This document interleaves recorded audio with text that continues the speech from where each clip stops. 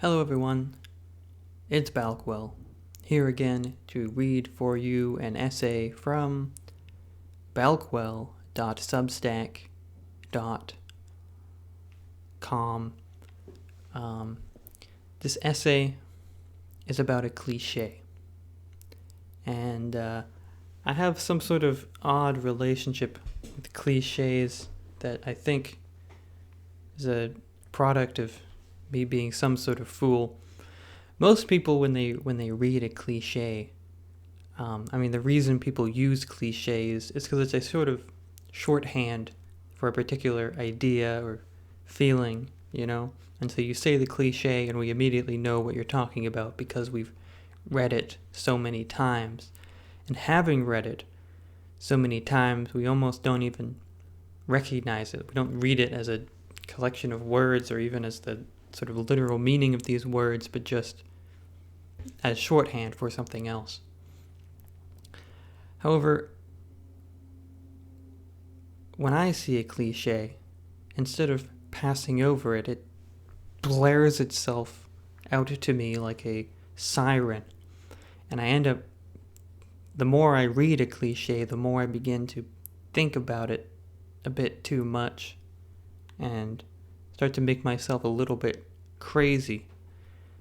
And then, once I've made myself crazy, if I see this cliche again, maybe one too many times in a particular week or series of days, I kind of lose it. And if I've happened to had a cup of coffee when I see it, I will end up writing an essay on balkwell.substack.com, which is what happened in this particular case. This is one of those had a cup of coffee sort of essays. And it's about species. It's about the human species. And, I guess when you hear it, when I read it to you, you'll know what it's about because you'll have read it. Looking at my sideburns. Oh. Anyway, so here's the essay. We as a species, by me, Balkwell. And it begins by telling you what I just told you. While reading a fairly innocuous essay recently, I came across the phrase, we as a species, and I thought, whenever someone uses the phrase, we as a species, they're about to say something really stupid. Then, I decided to be a little more generous. So instead I thought, whenever someone uses the phrase, we as a species, they're about to make something up, with the hope that the word species gives their claim the illusion of scientific rigor. Ditto for whenever anyone says we are essentially such and such creatures, or that underneath it all, we are really some such way. Now, I'm no rhetorician, logician, or even magician, but I feel like there's a certain fallacy going on here. I don't have a fancy name for it, and I'm not about to say that it's a fallacy inherent to human nature, or one that plagues us as a species. What's happening here is that people are beginning with an empirical claim that people often behave in some way, and then augmenting it with a subjective claim that this way of behaving is essential to humanity or being human. Whenever someone speaks to me of essentiality, I put on my dubious hat. Our words and concepts are ambiguous, all of them. Ask any linguist what the word chair means. Their hair will fly out of their heads. No one knows what a chair is. Does it have 4 legs? 3? Is anything that you can sit on a chair? What about a chair in a dollhouse? No one can sit on that, but we still call it a chair. When you sit on something that isn't a chair, does that then make it a chair? According to my sources, these questions are the foundation of all first-year linguistics courses, and my conjecture is that they make everyone in the room go absolutely crazy, which is of course a prerequisite for involving oneself further in the field of linguistics. The point here is that there is no essence to chairness. We call a lot of remarkably distinct objects chairs. If I go on my hands and knees and someone sits on me, suddenly I'm a chair. I'm a human chair. Now, what makes a human a chair? What makes a chair a human? Are humans essentially just chairs that are bent out of shape, given consciousness, and allowed to move about?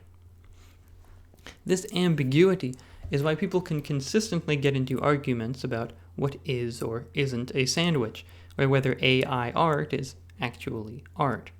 It's why I can walk into a room and ask anybody whether a pony is a horse. Is a pony a type of horse? It certainly looks like a horse. Now, this ambiguity is no cause for alarm. It's actually quite handy, because it means that our language, and therefore our modes of thought, are flexible. We can incorporate new information, revise old information, and generally change our minds much easier than we could if our concepts were more rigid. This is also what makes something like literature and poetry possible. It's what makes it so that we can understand that Moby Dick is both a whale and a symbol of a concept. When reading the story, we have to, in one sense, consider Moby Dick to be a whale, because he looks like a whale, he acts like a whale, and he's chased by whalers. For the plot to make any literal sense, Moby Dick has to be a whale. But he's not just a whale, because he's also a whale in a novel, and his being in a novel, the role and status he occupies in the novel, makes us think of other things, like the danger and inscrutability of nature. He's not just a whale, and he's not just a symbol. He's both. And at the same time, he's just words in a book and not literally anything. He's a concept. The downside of this ambiguity is the way it interacts with our systems of logic. Logic is about perfect clarity. It's about determining whether claims are true or not true. To know whether a claim is true or not true, we first need to know what exactly is being claimed. That's somewhat hard to do when we don't even know what a chair is. This brings us, of course, to the question of what we, as a species, really are, and what we're really about.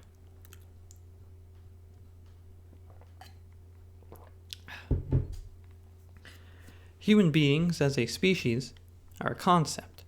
The human species exists as a component of a certain model of categorization that separates it from other animal species. There are plenty of similarities between human beings and other animals, and within a larger, more general categorical model, they're treated basically the same. When we think of the things that exist on the planet Earth, we might think of flora and fauna and rocks. In this model, an ant and a human being belong to the same concept. Within a smaller and more specific categorical model, there is no human species but only elemental atoms. And within an even smaller and even more specific categorical model, there's electrons and quarks and who the heck knows what. To use an example I've written about before, there are those who say that humans and all creatures are concerned primarily with passing on their genes, or DNA, by way of producing offspring. Their proof is that all life forms have the ability to pass on their genetic code in some way, and a complementary desire to do so. Now, the claim that there exists an impulse toward having children is obviously true, otherwise no one would ever do it. If no one had any desire for children, everything would be dead. I could argue in a similar but slightly more holistic argument that humans are creatures who like to create. I could point to arts, crafts, buildings, tools, foods, and, of course, children again. I could point to the fact that even the earliest examples of humans drew stuff and attempted to make their mark on the environment. Now, both of these arguments are based on certain facts and have material proof that supports their correctness. However, they're both entirely unverifiable because their argument is not that such and such a desire or impulse is real, but that it is essential. This is an entirely conjectural move and boils down to a subjective feeling that something is important. People sometimes argue that war is essential to human existence. They point to the history of humanity and say, well, there's always been war. What they're actually doing here is saying that war is essential to human history, being something that happened. Everything that has ever happened is essential to human history because human history is defined as everything that has ever happened since humans began existing. Does this necessarily mean that we need more war right now? People used to subsist on the plants they found growing randomly on the ground. Up until the point we developed agriculture, it could easily have been described as an essential aspect of humanity that we eat stuff we find on the ground. However, when some people decided to plant food intentionally, suddenly eating stuff you found on the ground wasn't so essential anymore. We'd found another way of going about it. Depending on how you think of them, humans can be either a weird monkey or a deformed angel.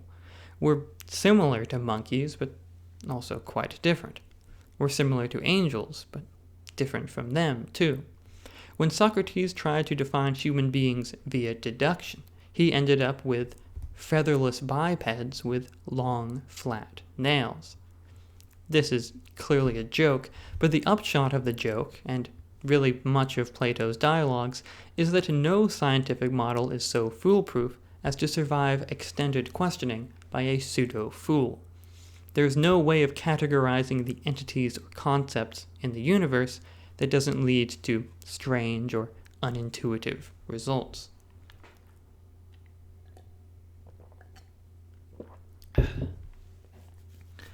Any way you try to define human beings, the result is either dissatisfying in its breadth or contradictory in its specificity. There's no way to get at the essence of human beings without leaving somebody somewhere out of the picture. And as soon as you try to argue that the people outside of the picture are not actually people, you've already lost because we just called them people. Have you ever read about the way scientists categorize fruits and vegetables? Everyone knows that the current model defines a tomato as a fruit, but did you know that it also considers squash a fruit? What about an almond? Would you ever, in the wildest dream world of your imagination, think to call an almond a fruit? The botanists here are not wrong. They're just using a different model. Their concept of fruit is more specific and probably more logical than ours, but that doesn't make them right either. I mentioned before the idea of humans as a weird monkey. This is the basis behind evolutionary psychology and other such disciplines. However, I would personally place the emphasis much more strongly on weird than monkey. As soon as you start talking about things like finding mates, you've completely lost the plot. I mean, biologically, you could say that humans mate and produce offspring, but we don't really do that. We fall in love and we have kids. Moby Dick appearing in a novel makes us consider him more than just a whale, due to the fact that we know the novel was constructed and imagined by a human person. In the same vein, our finding mates and producing offspring are fundamentally changed by existing within a human context. Why would we use such different words if the concepts weren't different? Euphemisms aren't just ways of avoiding saying a certain word or phrase. They are about changing the way we think about the very thing itself. By calling it falling in love and having sex, we've changed the meaning and changed the way the thing is done. We've changed our understanding of ourselves. Suddenly, we can think of ourselves as something different than an ape. By thinking of ourselves as something different than an ape, we open up the possibility of being something different. than an ape. If we all think of ourselves as inherently warlike creatures, we'll not resist wars. If there's an opportunity to use war to resolve a conflict, we can justify it by saying, well, it's in our nature. Then a bunch of people get blown up by a bomb. Many people think that blowing people up with bombs is bad, but can't help but be human, right? Every time someone says, we as a species, they are presenting their model of what we are capable of. They are presenting what they conceive as the limits of our being. They are saying, whatever we do, we can't get beyond this. I say to that, humbug, speak for yourself. I know you are, but what am I? Sociology and evolutionary psychology speak of individual people as components of a whole. Our actions only become meaningful in aggregate. This makes sociology depressing as hell to read about, because it makes it seem like no matter what you do, you're just playing into someone else's system. Even your explicitly radical, contradictory, or revolutionary actions get swallowed up by an unfeeling model. When the model is convincing enough, it seems that there's no real possibility of changing the world or changing anything at all.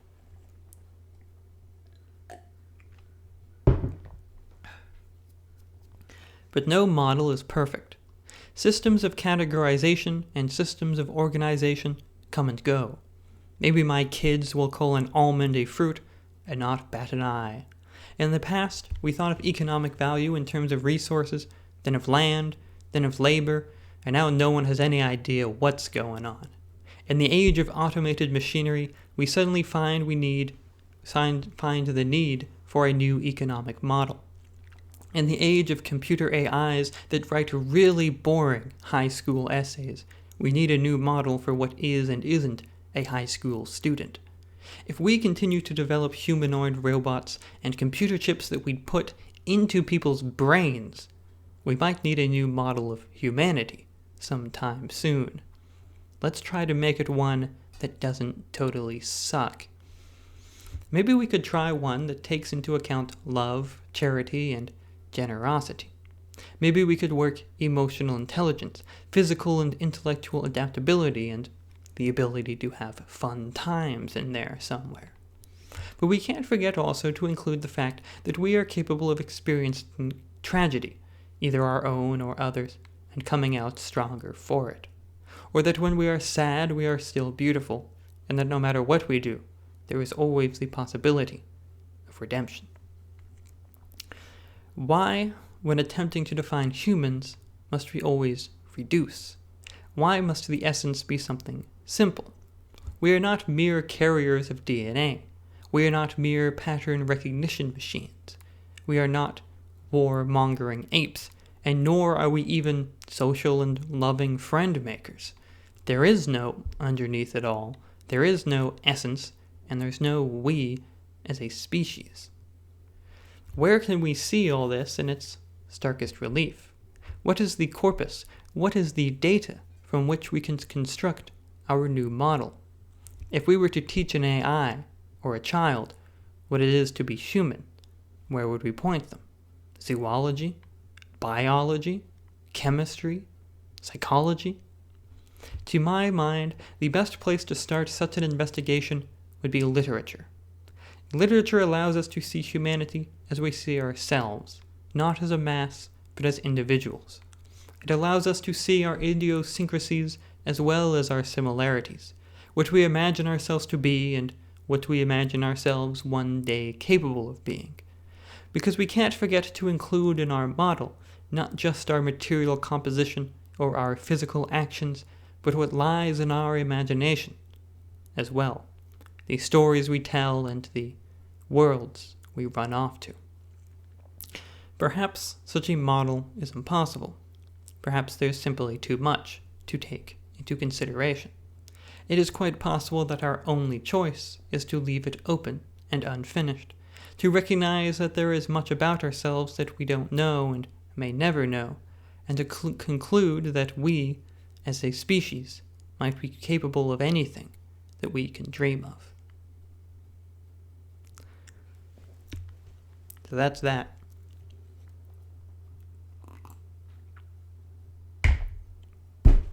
That's the essay, We as a Species, that I wrote. Hope you enjoyed it. I think it makes sense, but maybe it doesn't. I think that's all I got. Goodbye.